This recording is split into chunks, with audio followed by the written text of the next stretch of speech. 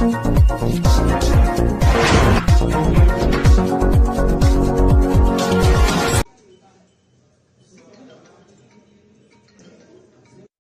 अधिकारी हो उसके हर पंक्ति को गीता और कुरान मानेगा, उसको जो पवित्र मानेगा और उसको अच्छा से उसका समर्थन करेगा, क्योंकि प्रक्रिया के तहत तो आई है ना।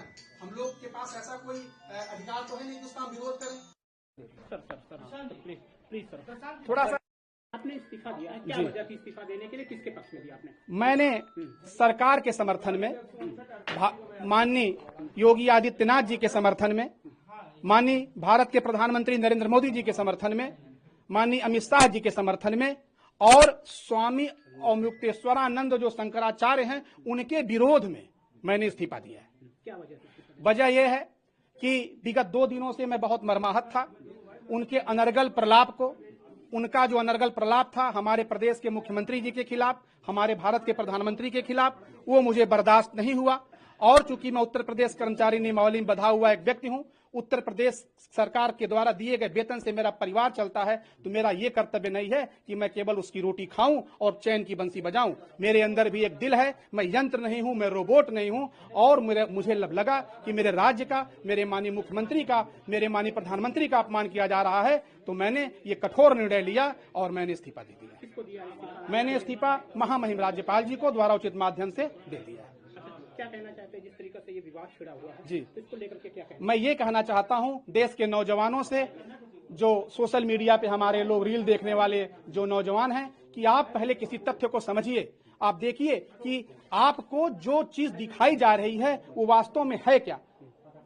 जैसे कि जो हमारे माननीय मुख्यमंत्री के खिलाफ जो बयान दिया गया, क्या उनको ये बयान देने का अधिकार है?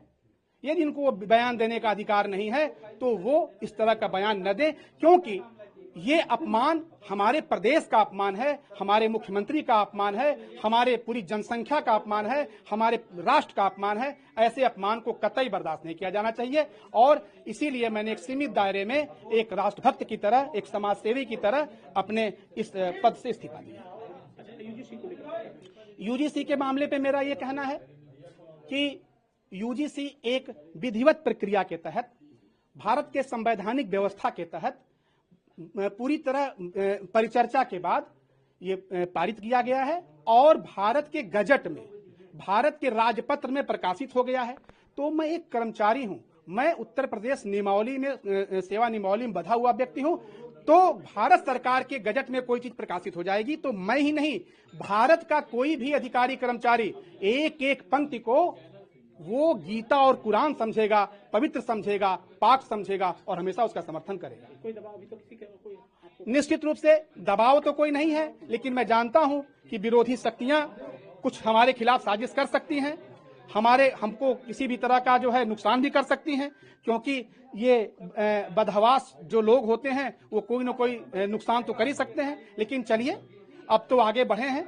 भारत के इतिहास में पहली बार किसी क्लास 1 अफसर ने सरकार के समर्थन में इस्तीफा दिया है और सकारात्मक चर्चा छिड़ी है।